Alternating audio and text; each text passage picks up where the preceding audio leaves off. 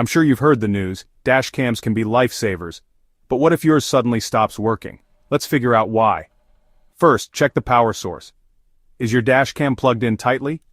Try switching the cable to another outlet or USB port in your Malibu. Sometimes it's just a loose connection. Next, inspect the power cable for any visible damage. Frayed wires or bent connectors can stop the dash cam from getting power. Replace the cable if it looks worn out. Now turn on your car.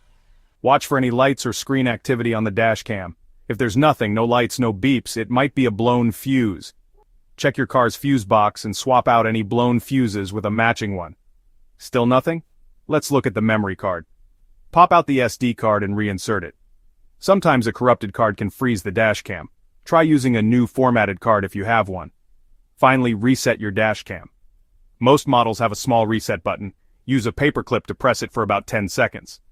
If you've tried all these steps and your dash cam still won't turn on, it might be time for a professional check or a new device.